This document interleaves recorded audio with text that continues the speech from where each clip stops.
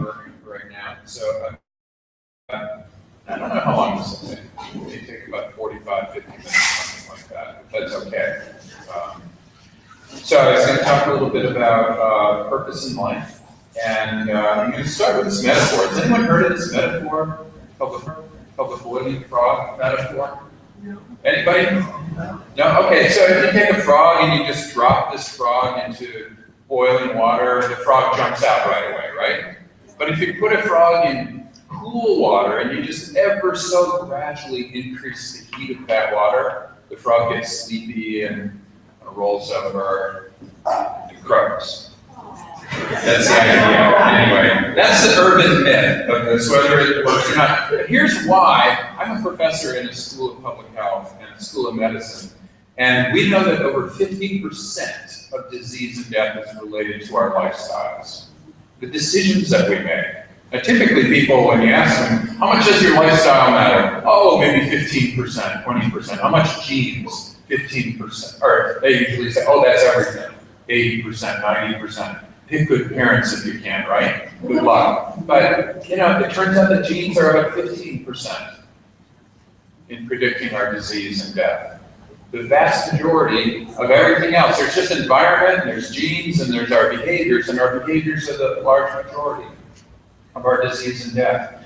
So I think that a lot of these issues that we have are boiling frog problems. This is a boiling frog problem. You know, just ever so gradually we eat more and more and we sit more and more, right? We work out less and less. Ever so gradually that waistline just increases. You know, on average, adults gain 1 pound a year. Starting around age 20 or so, you start gaining a pound a year. You don't realize that right away, you do. It's just after 20 years ago, oh my God, I can't see my shoes. But it happens not like that. It just happens like this. It's a boiling frog problem. It just is ever so gradually increasing the heat. One might even argue that climate change issues, this is a big hot issue lately now, so to speak, sorry, but it is ever so gradually changing. We don't notice it right away. It doesn't smack us in the face. So really, you know, if we try to help this person who's a boiling frog, sure you know some cigarette smoker. Who has tried smoking in here in their life? Okay, now who is telling the truth? Come on, most of us. Okay, good. I mean, the vast majority of us have tried cigarette smoking in the past. By the way, if you haven't tried, try smoking anyway. Just see what it's like. I mean, it's really kind of terrible the first time. You have to get used to it. And after a while, as you're getting used to it, you go, wow, this isn't so bad, right? And then everyone warns you all the time. They say, you know what? If you don't quit smoking, you're going to die. There's talking about death, right? Or you'll get sick. You'll get lung cancer. You'll get heart disease. They have a whole list of things, right? And what do people do? They say, what do you know? How about this boiling frog? If we said, let's say we're all therapists, and we're all therapists to help boiling frogs, and you're right on the outside of this boiling frog, right outside of this Pyrex pot, and you're saying, you know, and your job is to get this frog to jump out. What would you do? Just think about it. You're a therapist suddenly. You'd go, well, get out! You'll die! If you don't jump out now, you will die. And so it's unnatural for us in the public health field and in the medical field to scare the crap out of somebody. If you don't change, you will die. In fact, let me show you a picture of a boiled, desiccated frog, you know? Put that up, something like that. Then you scare them. Scare the crap out of them. When that doesn't work, up the fear even more. Now, what would the frogs say, though? As much as we would feel like we've really done our jobs completely at that time, we've scared people, what would they say? The frog would go, well, what do you know? Are you an expert on boiling water? Are you an expert in climate change? Have you been an alcoholic before? Have you been overweight before? Have you been a smoker before? We've all heard that, right? Or I know other people who are cigarette smokers. Oh God, we've heard that a lot too, right? Who lived to be 97. I have an Uncle Joe who's lived to be 97. He smoked 1 billion cigarettes, and it's like, I counted them. And they could go around the earth 3 times if you lined them all up. And by the way, Joe, at 97, he was walking to work. You know, because he walked 5 miles a day. And finally, he was hit by a bus. And, you know, even after he was hit by a bus, he was stone dead, except his lungs kept working. They just stomp him out. Because they couldn't working so well. I know that, Uncle Joe, and that's me. I'll tell you that. So, this is the problem. So go away and get kind of sleepy. Don't bother me. Don't bother me with these big boiling frog issues. So really the question is, why? This is what I've studied in my life for the last 30 years. Why do we have these boiling frogs? And how do we get the boiling frog to jump?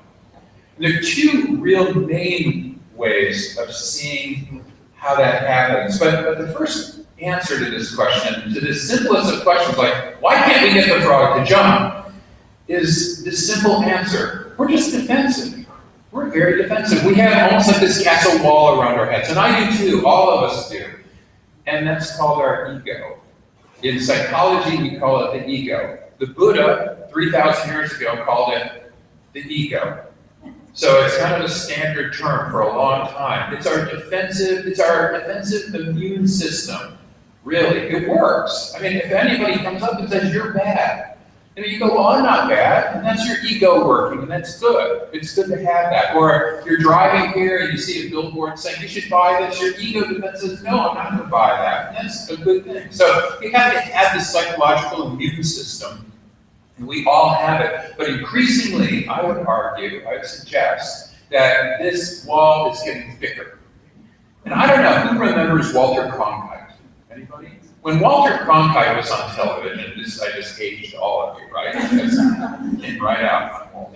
I am too. And so we're saying in the 60s and 70s when Walter Cronkite was on, everybody listened, because there are only 3 channels, right, of television. We just watch him, and he might go to Vietnam and he'd go, wow, I don't know if this war is winnable. I don't know if we can do this. And then everybody listened to him and said, yeah, maybe he's right, maybe because we trust him. Now you can live in your own castle wall. You can, listen to the HuffPo, you go there, or go to Blaze, or go to Fox News and watch that, or MSNBC and watch Rachel Maddow. You can have those people just live with you in your own castle wall. You never have to leave.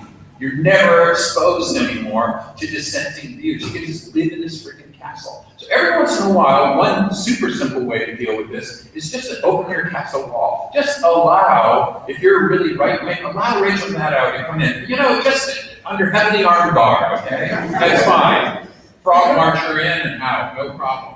But, whoever you disagree with, just listen to them for a while. Why are those people so angry? Just learn more about that person. It might make you a little bit less defensive. We don't do that. We can just simply listen to whoever is in our castle wall now. And they always agree with us, right? That's why we can't really talk with each other all that easily anymore. You know how Thanksgiving, you went through Thanksgiving, did anyone have an Uncle Joe who, everybody said, don't talk politics with Uncle Joe. He's an asshole. You just always have that person who never talk. I always do, so let's talk politics. And, my mom or anyone. And but it's fun. It's kind of interesting to just get rid of your castle walls for a few hours and eat turkey. So we're all defensive. And how do we get through this wall? One way is to open that wall, that door, every once in a while. Another way is if we're broken open, if the castle wall breaks open. And being in a medical school and a school of public health, I deal with people who have been broken open, people who have suffered cancer suddenly. As our Associate Director of Cancer Prevention and Control and Survivorship, I've met and interacted with literally hundreds and hundreds of cancer survivors. I'm guessing there are a number of those right here in this room. When that happens, you get broken open. If you suffer a divorce, you get broken open. If you lose your job, you get broken open. If you get really sick yourself, you get broken open. And if you lose a loved one, you get broken open. And when you get broken open, you start seeing more clearly, oddly enough. We tend to say, oh no, don't talk to that person because they've just suffered something serious. Don't bother them with anyone. Bother them. This is a good opportunity where they're searching. They're looking for a change in their life very often. If you lose your job, if you get a divorce, if you suffer an illness, if you lose a loved one, something like that breaks you open, and you want to change course in your life very often. I had to change course in my life when my daughter Julia passed away 5 years ago. She was 19 years old. She was born healthy. As she used to like to say, I was born a 10 out of 10. And then 6 months into her life, she caught a chickenpox virus, which is what most kids get. They all, back at home, all get chickenpox virus. But this virus attacked her heart, and it destroyed her heart completely. And we were told that her only hope of survivorship would be to get a new heart. And almost nobody had gotten, no child had gotten a new heart at that time. Very, very few, just a handful, and most of them had died before the age of 5. So the survival rate was much less than 50%. And even only half the kids waiting for a heart actually got one. They died before getting one. So you can do the math yourself. It's 50% times 50%. So her odds of even living to 5 years old were 25% or less.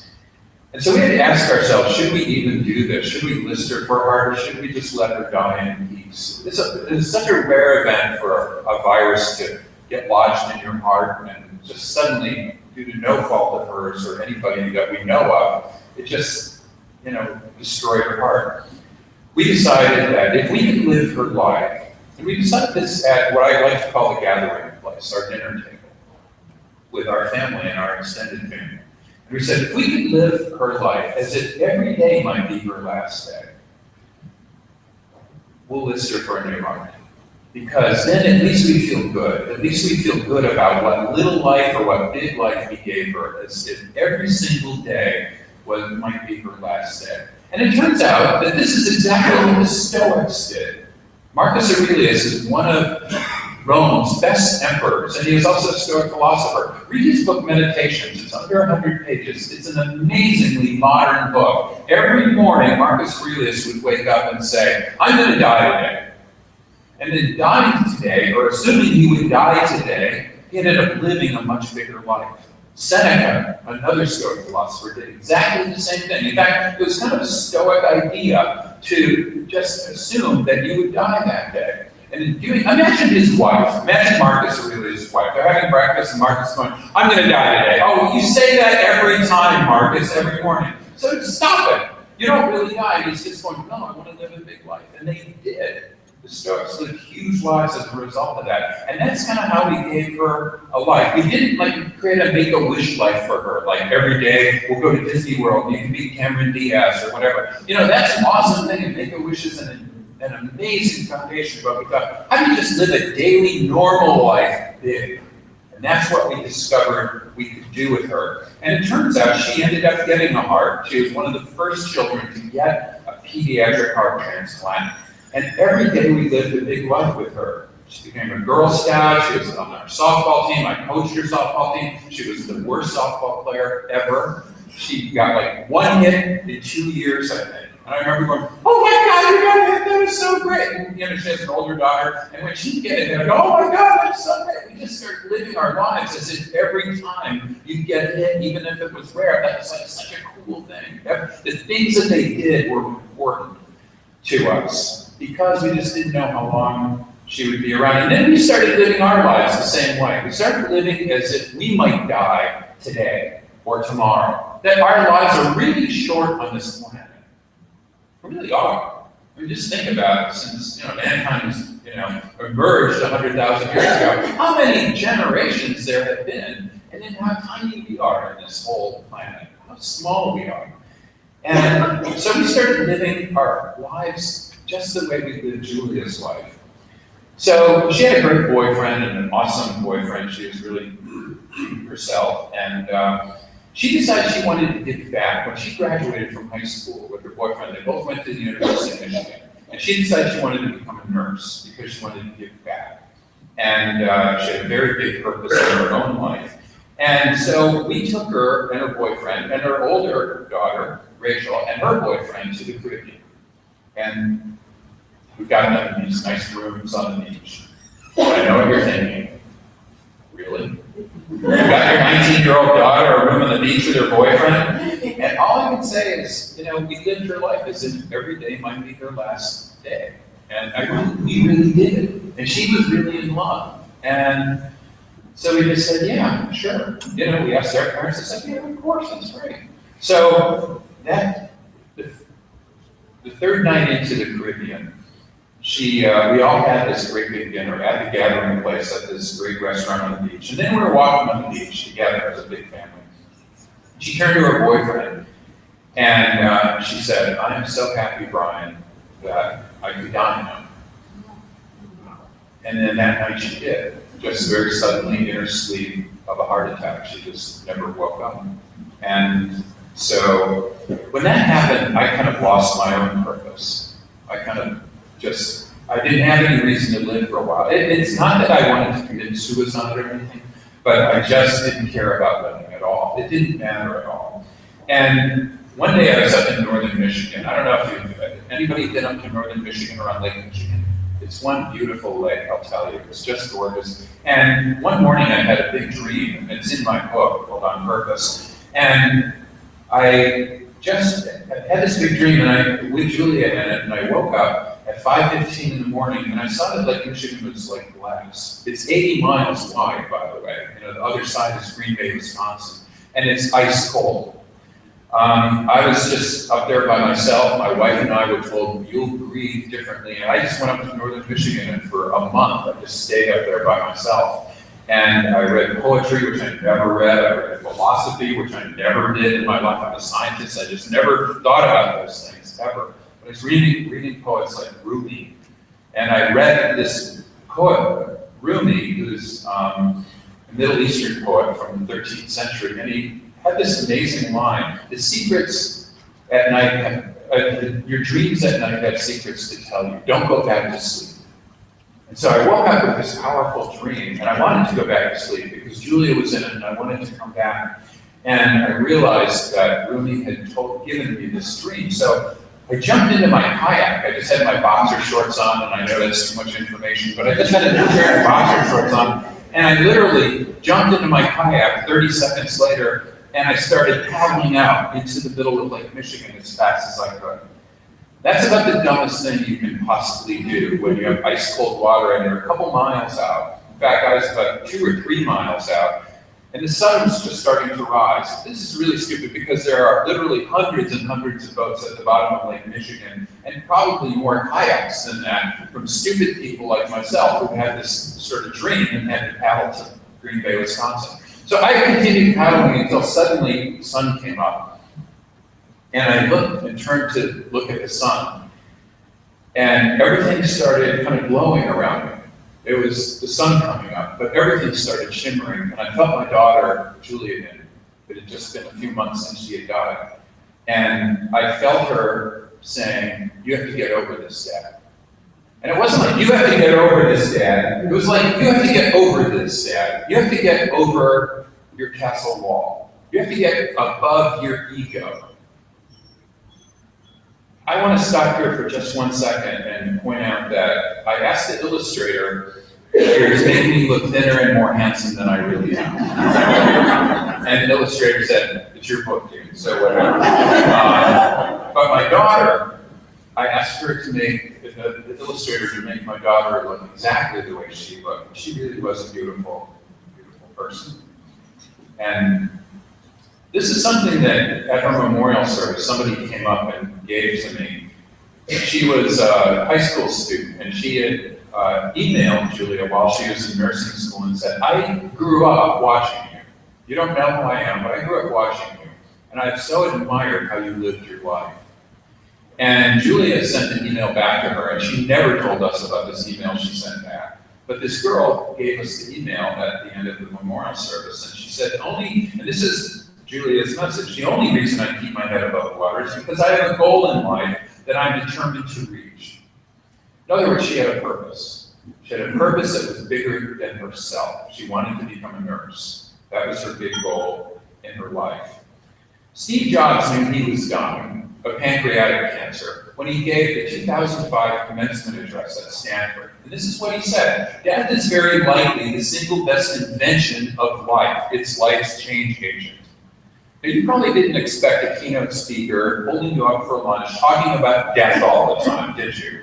Or making you a little emotional. And I apologize if that's making you uncomfortable a bit, but what's really important is our society doesn't talk about death and dying. We don't talk about the fact that we're here just for a very brief time on this planet.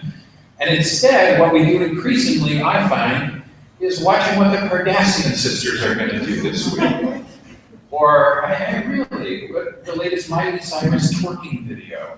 I've gotten tired of this now. In my own life, I feel like we've become increasingly nihilistic, meaning loss of purpose in our lives. And narcissistic, focusing on just me, and focusing more on materialism. As we do those things, and as we focus so much on ourselves, we actually start eating more, it turns out. And we become less defensive, and we smoke more, and we drink more, and we ignore other people. We ignore our relationships. We come home so tired from work to make money, to have materialist objects, that we get home and our spouse says, "You're not even here." And you go, "The hell, I'm not here. I'm not in Poughkeepsie now. I'm not in California now. I'm not traveling. I'm here with you." And spouse goes, "No, you're not. You're not here. You're not engaged with me. Are you really engaged with me?" And you go, "I guess I have to admit I'm not." So Steve Jobs wanted to create a thing in the universe. He had a purpose that was bigger than himself. He realized that he was only here for a brief period of time, too. He also realized that there are 100 billion stars in our own solar system. In our own galaxy. And there are over 100 billion galaxies in the universe. We're small. We're really tiny. He just wanted to make it in. And what he did was transcend his castle wall. And what Julia told me out on the lake, and it turned out to be Father's Day, and I didn't even know it until I came back and turned around, because I wasn't going to turn around. I was just going to keep going out into Lake Michigan until maybe I hit Green Bay, Wisconsin, or I never hit Green Bay, Wisconsin, because I didn't care anymore. But I decided to turn around and change my whole life. That was kind of a crossroads for me. I'm guessing many of you have been at crossroads like that in your own lives, where suddenly for me it was right out on the lake, and there's a sign that said, death or life. It was really pretty simple. And for me, I chose life. I chose to come back to living and change my life. Turns out, if we ask this woman, who's a cigarette smoker, to start thinking about her core purposeful values. Why are you here? I am here to be a good mother, she says. I'm here to be a good spouse. I'm here to be in control of my life. She's twice as likely to go ahead and quit smoking. Isn't that amazing? So she changes her life as a result of thinking more about her purpose in life. What kind of purpose? Does it matter what kind of purpose we have? You may be thinking right now, what is he talking about by purpose? I'll be real simple about it. I'll demystify it for you. All we're talking about is that it's a goal, usually what I like to call a meta goal, because we have a lot of goals in our lives, but a big meta goal that you deeply value. You always have goals in your life, right? But a lot of those goals you may not care about. Somebody else cares about them, right? This is a goal that you really value. Now, the question is, what kind? Charlie Sheen probably has a purpose, right? Paris Hilton probably has a purpose. Is that the kind of purpose you have? Is it something that's more self-enhancing, that's focused on money and fame and attractiveness and power? Or is it focused on community and love and compassion and kindness? That's a question a group of researchers at the University of Michigan asked. And here's what they did. They started with 92 college students from the University of Michigan. The University of Michigan is where I teach. And they were told to fill out, they were asked to fill out an information sheet. And then they were told, your information sheet will be sent around to these different student groups. We're not showing you who the groups are yet, but they're all going to review yours and many other information sheets. And then one of the groups will pick you for this task to do. And it's part of the study. And then, a little later, like a couple days later, they were sent back and they said, we're really sorry, but none of the groups picked you. None of the students really wanted you. We're sorry. Doesn't that make you feel sad? It made me feel sad. But as soon as I read about this, I thought, what are they doing? They're threatening their egos. That's what they're doing. They're purposely threatening their egos. And by the way, it's a total lie. Psychologists on one, they lie all the time. So, especially in these experiments. So they lied to these students. There were no groups. They simply told them that they weren't picked to threaten their ego. And they've known for over a dozen years now that if your ego is threatened and you're a drinker, you drink more. If your ego is threatened and you eat more. If you're a smoker, you smoke more. If you take drugs, you take more drugs. because you try to numb yourself from this ego threat, okay? And by the way, every single day our egos are threatened. That's why we engage in these bad behaviors. If you watch, who's your football team here, by the way? Patriots? The Pats? Okay. Really? Oh, Brady? Oh, okay, Tom Brady, University of Michigan quarterback. Good guy. He's nice. So anyway, if your local NFL football team loses, this is true. They've followed this for every NFL football team. On the Monday, you eat 16% more saturated fat on average than your community does. It's true. If they win, you eat 9% less saturated fat. So you've got a pretty good team, but you guys must eat them. The Lions, this is like eating 2 Whoppers every day. But anyway, so when your ego is threatened, we know that you engage in these difficult behaviors, but then they divided these college students into 3 groups. In one group, they just said, write down your daily routine. That was a control condition. The second group, they said, write down what you'd be like if you had more power and fame and attractiveness and things like that. If you got a better seat at the restaurant, you walk in, everybody knows you, that sort of thing. And by the way, none of the students randomized to that group had any problems doing that. Aristotle said we all have these hedonic values. We can all elaborate on those. But also, Aristotle said we all have these transcending values too. And in the third group, randomly assigned, they said write down how you relate to support or empathy or community or love or compassion or gratitude. And none of those students had any problems writing down those. And then, after they did this, which took a total of a minute for each group, just think about and write down some of these sentences, a minute. And then they said, okay, by the way, we have this second study. Since you weren't picked for the first study, we have this second study. People are going, you know what, I gotta go, I'm sorry. You know, I'm tired of having my ego threatened. And they go, okay, well, no problem, you can go if you want. But here's the deal, we have this bowl of warm chocolate chip cookies that we need taste tested. Oh, where's the consent form? 92 out of the 92 college students signed the consent form and said, yes, I'll participate in study number 2. And I said, good, because we need these cookies taste tested according to their taste, their aroma, the color, the texture. We have a little rating form. And by the way, as the researcher was walking out, have as many as you like. What's the outcome? What are they looking for? What are the researchers looking for? How many cookies they ate, right? And so we have 3 groups. One control condition, ego threatened. One group writing down their Charlie Sheen values, ego threatened.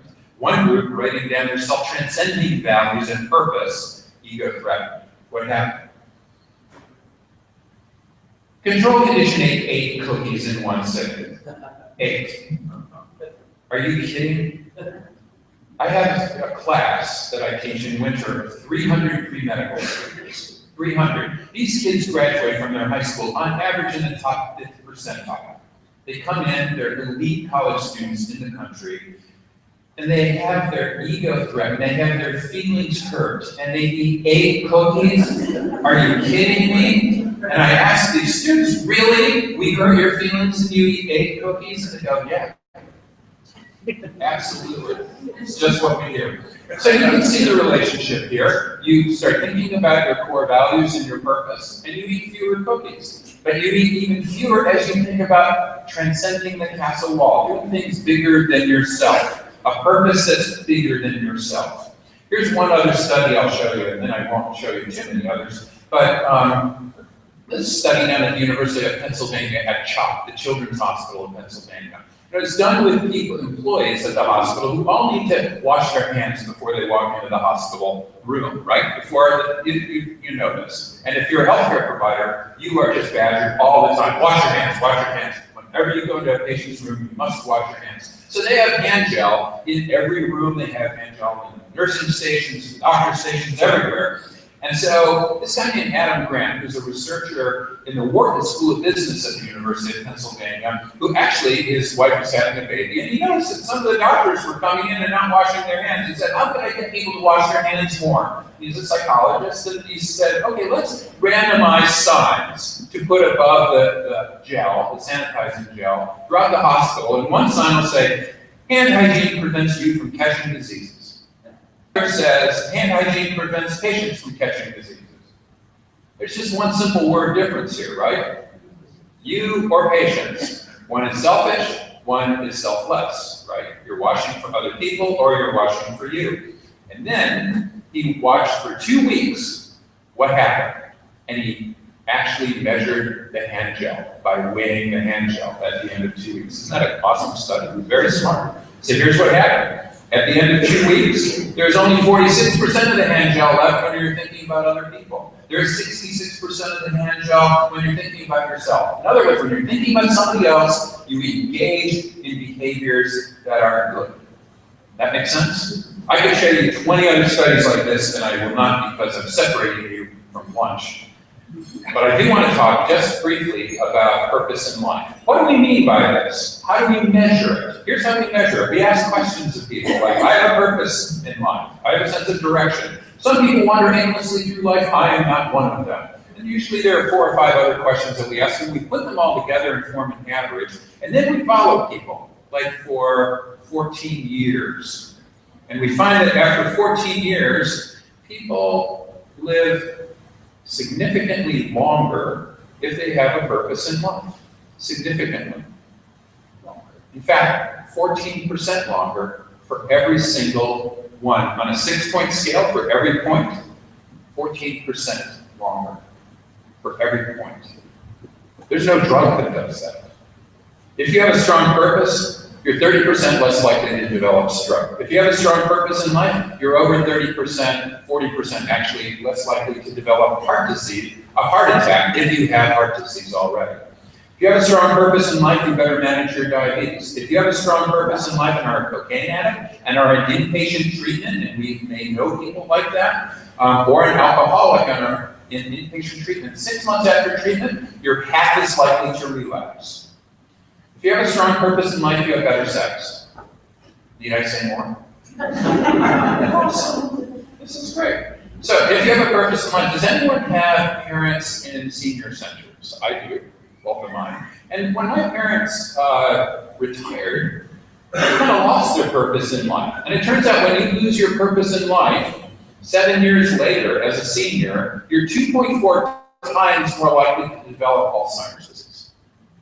2.4 times more likely to develop Alzheimer's disease. And that is statistically controlling for age, gender, race, education, income, cognitive status. In fact, they didn't take anybody who's cognitively impaired in this study, and any sort of health behavior and other health status. That's amazing. If that were a drug, that would be in our drinking water right now. But it's this spiritual kind of thing. It's this philosophical kind of thing. What is purpose in life? Again, it's a goal that people deeply value. My own purpose is fourfold. One is to help other people find a purpose in their life. One is to teach my students as if every one of them were my own daughter. One aspect of my purpose is to be an engaged husband and father, and another is to enjoy love and beauty. There are 4 parts of that. The first one is kind of community and global, help other people find purpose. That's why I'm here. Another is to teach my students. That's my work purpose. I go to work every day and I teach, and I think, how do I get more engaged in my work? I'll do it by teaching every one of my students as if they're my own daughter. Rather than going home and reading the newspaper and having 2 bourbons, which I love doing, by the way, truly love doing, I now have decided not to do that, and I become more engaged, and I sit down and have a discussion with my wife about how her day was. And we literally have space when we do that. We give ourselves space to do that. And my hedonic goal, my hedonistic goal, is just enjoy love and beautiful things. So that's a lot of things. When I teach and think about teaching, I think that every single person is my daughter. What does that mean? What it means is that if somebody needs to see me during office hours to talk about their roommate, or to talk about their drinking problem, or the anxiolytics that they're taking that are making them sleepy all the time, or the grades that they're worried about, or the fact that their parents gave them a resume that they feel that they need to live up to, whereas they personally need to carry that up, frankly, and build their own resume and become their own autonomous, self-determining human being. I will talk to any of them, any day, any evening, any morning, at my house or anywhere else. It doesn't matter because they're my daughter. And what that does is require a lot of energy and a lot of willpower and self-control. And that's why I engage in health behaviors. Not so I'll live longer. I don't care about that. I care a lot about my purpose, though. That makes sense? Okay. So, to help other people find a purpose, I wrote this book called On Purpose. And as you might guess, based on some of these slides, it's written as a graphic novel. So it's written as a 140-page comic book. And I did that so that you could read this book in an hour or an hour and a half or less. And then you get the themes of it, and then you can hand it to somebody else and say, you should read this, dear. And that's what's happening with this book. I've also created a new book that'll be out in May called Life on Purpose, How Living for What Matters Most Changes Everything.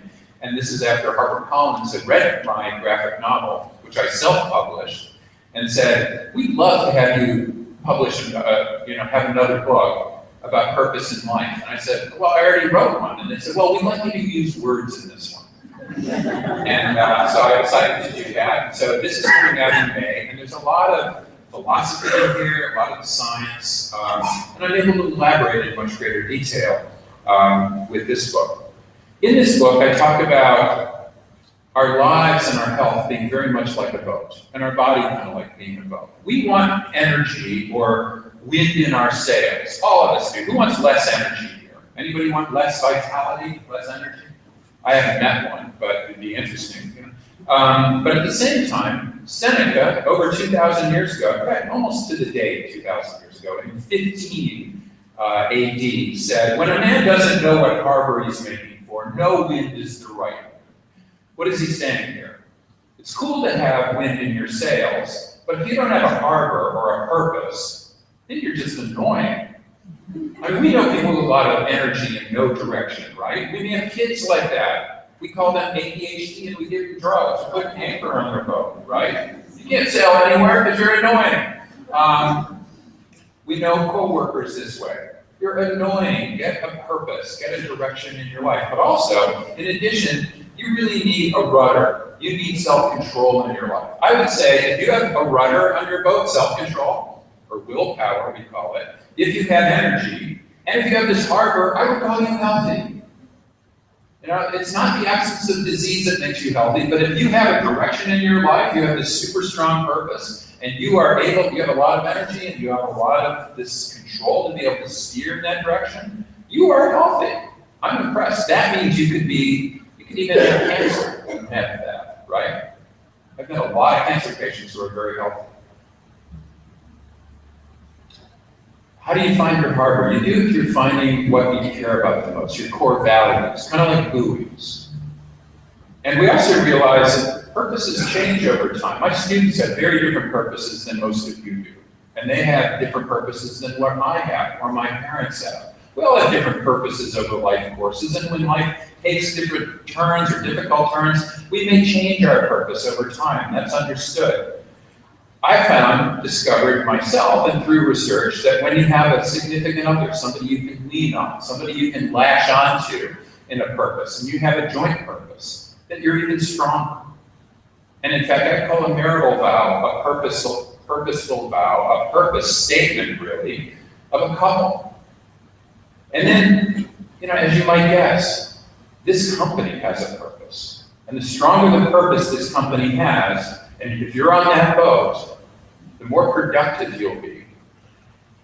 So let me just make a point about purpose at work and having a purpose at work. When I think about a personal purpose, I think about transcending yourself. When I think about a work purpose, a purpose that an employer might have, I think about something that transcends revenue, something bigger than revenue. Now, most COOs and CTOs and CEOs will go, shareholder value, that's it, period. That's the number one goal. Let me give you an example of some companies that didn't think that way. And they're written up in this book called Firms of Endearment. Here's what they looked at. They looked at 28 companies, both public and privately held companies. This is done by 3 business school professors, very carefully done study. They picked these companies according to whether they had a sense of purpose in the company. And they had to also be loved by their customers, by their employees, by their suppliers, and by their local communities. They had to have a strong culture, and they had to have strong, purposeful leadership by the C-suite. They were not selected according to their financial performance. This is really important. These 28 companies were not initially picked according to financial performance. In fact, at the time they were picked, a lot of them looked like losers on the stock market. These are examples. These are the companies. These are the 28 companies. You can read them yourself. Many of them you've used before. And you see that the majority of them, you'd probably say, yeah, that's a pretty awesome company. Yeah, Chipotle just poisoned a couple people recently.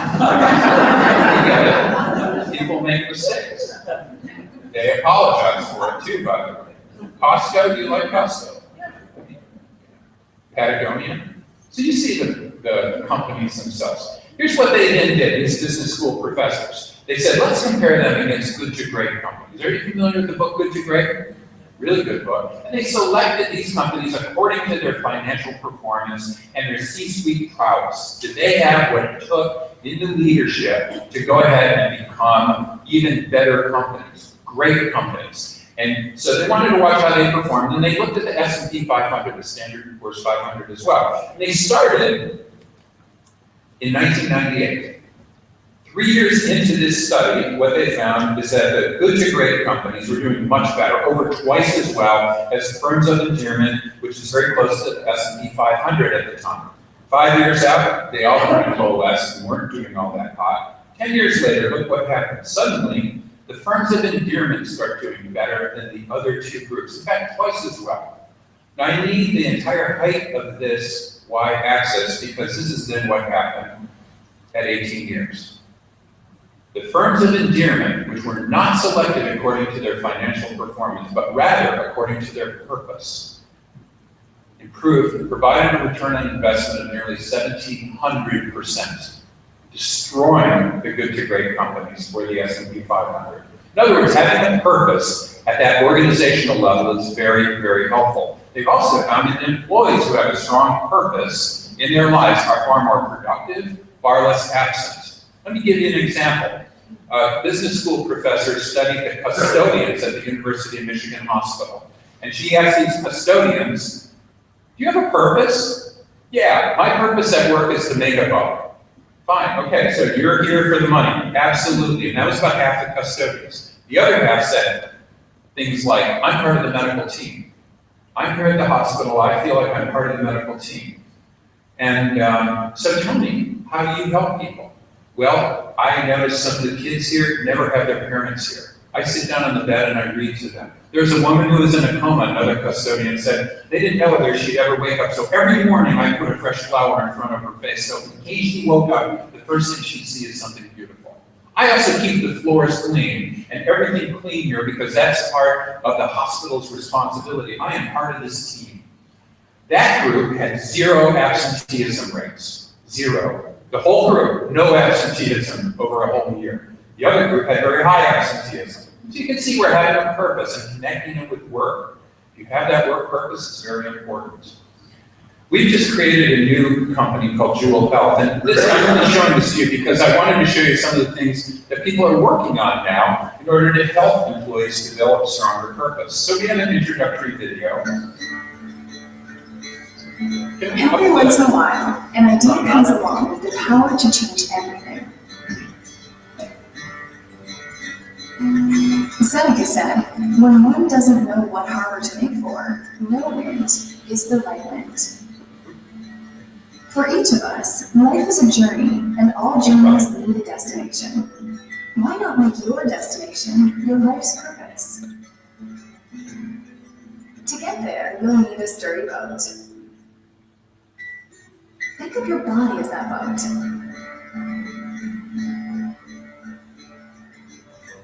To get moving, you'll need a breeze. Think of this as your energy. To go where you want, you'll need a rudder.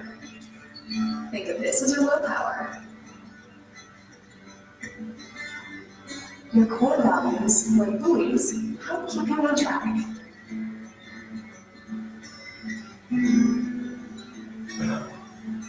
Till you arrive, purpose and life fulfilled. So in this program, we ask people to think about those 4 areas of their purpose: their personal purpose, their family purpose, their work purpose, and their community purpose. They can also just dictate it in if they want. They can dictate their family purpose in, just by dictating it to their iPhone. It's very easy. So then once a week, we ask people to indicate how aligned they are with these different purposes. So we find, for example, I was on vacation last week, and this is what my purpose looked like. I was focused on personal and family, but not really on work, and not really on community. But then I got back to work this week, and I had an awful lot to do, so I started going, wow, I'm really adjusting. So we know now for an employer at an aggregate level, not at an individual level. We never report data at an individual level to an employer, but the employer then can find out, well, how misaligned are my employees? And you can find out yourself, how aligned or misaligned am I in my life? Then every single day we ask, how's it going? How is your life going? And then we ask a couple of other questions. This takes a total of 30 seconds. We ask, how much energy did you have in the last 24 hours? How much wind was in your sails, in other words? How much willpower did you have? Did you have a strong rudder on your boat in the last 24 hours? Did you fly off the handle? Then we ask 5 things, what we call space. How well did you sleep? How present are you, like mindfulness? How active were you? And then how creative were you? Were you innovative at work? Were you creative at home? Creative with your kids? How well did you eat? Did you give yourself space? And on the basis of that, then, we can tell you what makes you tick. After just 10 days, we can build a personal model of you that indicates exactly which factors are the most important in giving you more energy and more willpower. So that's something that we're working on right now, and it's really fun. Here's some word clouds of each of these 4 purposes, because we've been using this now with 2 companies, Steelcase and University of Michigan employees. And here are people's personal purposes. We do what's called a natural language processing. We use a natural language processing algorithm to pull out the words that are the key words that were used in people's purposes. You can read these yourself. These are part of people's personal purpose, employees. These are part of employees' family purpose. These are part of people's community purpose. And this is part of people's work purpose. All of these make sense, but what thinking more about your purpose does is start helping you basically transcend your ego.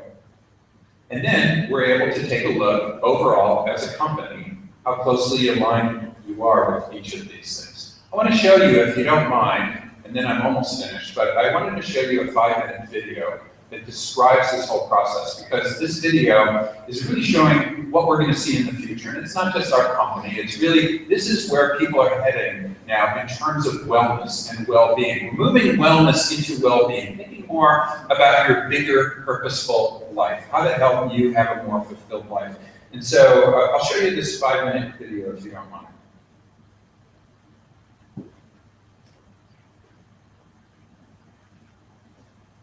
Aristotle often spoke of the idea that we are what we repeatedly do. Excellence, then, is not an act, but a habit. Power in that notion is that it pulls the philosophy from our minds and puts it in our muscles. I would go a step further. If excellence is the destination and habits are the vehicle, then the engine that makes it drive is the unearthing of our why, purpose, and not the philosophy of purpose, like some theory learned in school. No idea how it shows up in our lives. No, the science of sustainable excellence is found in purpose applied. For it's how we live the theory that gives purpose its feet. Putting purpose into practice puts the quantum in my leap. Making sure the reasons behind the life well lived are served is what can turn my wellness from a noun into a verb. Because health means well. And wellness is certainly well-meaning, but only purpose has the means to get me to well-being. Like how sometimes my wife's kiss on my right cheek is all the sugar I need to remind me to cut the sweets that would cause diabetes. The energy that I exchange with the meaningful people The mattermost is the chemistry that converts that meaning to matter, the accountability that makes all my excuses scatter, the value-driven choices that are based on my patterns. There are friends to whom I only listen because I know they know me. They know all my good and bad habits. They know my history. There are journals of my entries that I revisit and read just to learn which days I've grown out of, which days I repeat. There are weather forecasts that I call upon just to see what to wear to make today the best that it can be. These daily incremental gains fan the emotional flames, making incremental moments that help my behavior change. With this tool, designed on purpose to literally analyze yesterday's history, decode tomorrow's mystery, and give today more victories. It is possibility in a pocket. It's purpose in a purse. It doesn't show me the finish line without showing me the steps first. That first step that gets me off the couch to go run with the life I'm running toward, not the death I'm running from. It's less of a health risk assessment or wellness checklist, and more like a data detector that aggregates biometrics and other patterns detected, like which days are most hectic, which triggers make you aggressive. Like, I noticed that one day work pressures plus gas prices leave you mood affected. On mortgage days, you're less rested. Energy is up next, but every week that you invested time for hobbies, you were more present. Scheduling social events keep you from feeling disconnected. So here are some impressive community suggestions from health experts and others who perfected the selection of habits most effective and habits to be rejected, anchored by the core values you selected to leave your course corrected. But of course, before we get reckless, try to tackle your how about we put your excellence directive in a bit of perspective and start with just giving you the will today to eat a smart breakfast. Every healthy habit teaches me to give myself the space I need to serenade my holistic balance in four-part harmony, personal and community, work and home.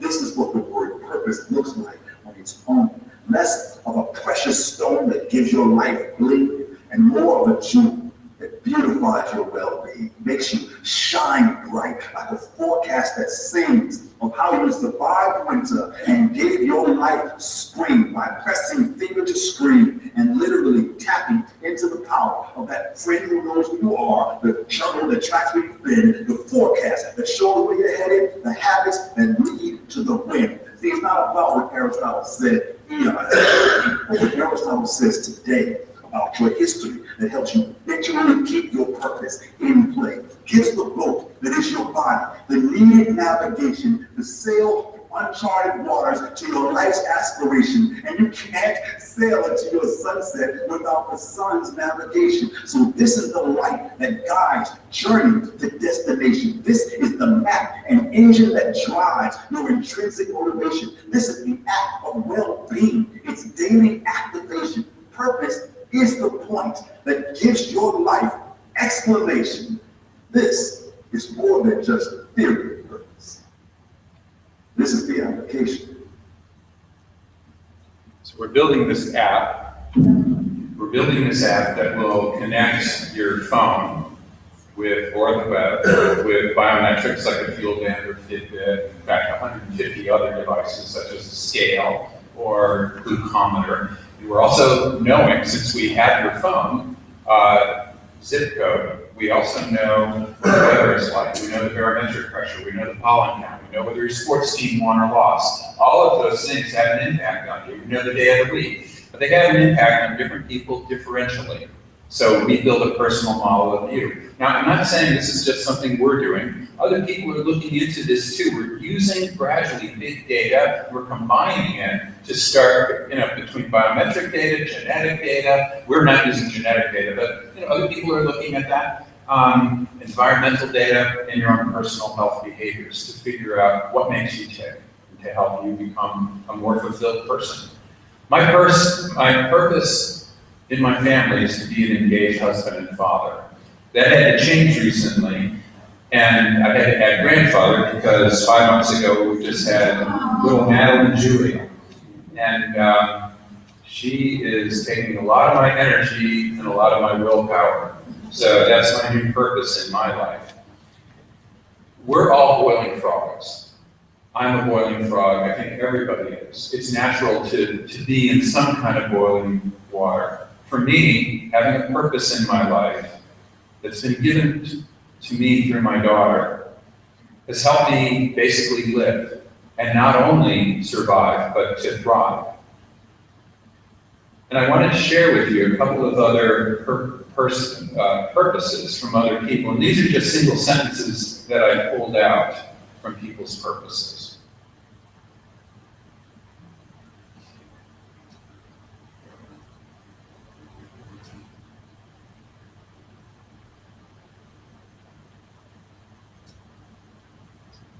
One of my students probably. And this is a little longer. To be helpful, vulnerable, daring, strange, honest, refreshing, affectionate, unconventional, decisive, bold, empathic, grateful, curious, and outrageous. I'd love to meet this person. What an amazing purpose that is. In the 16th century, there was a poet. His name was Basho. He was the most famous and originator of the haiku poem. And he wrote this amazing haiku in the 16th century called the Frog Haiku. And in this, he writes, into the ancient pond, a frog jumps, water sound. We're all frogs. And I think the ancient pond is our personal life. It's our family life. Our ancient pond is our community. And our ancient pond is our work life.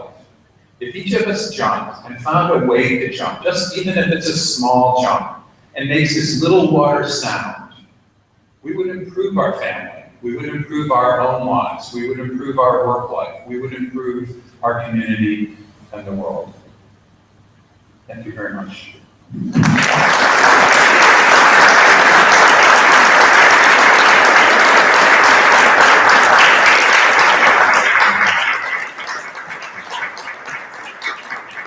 I'm separating you from lunch, so I hesitate to ask if there are any questions, but if there are any questions, like one or two, I'm happy to answer those. But I also understand. Let's have some lunch. Thank you very much. Thank you. I think we're going to do a silent video so we can I think. Oh, right.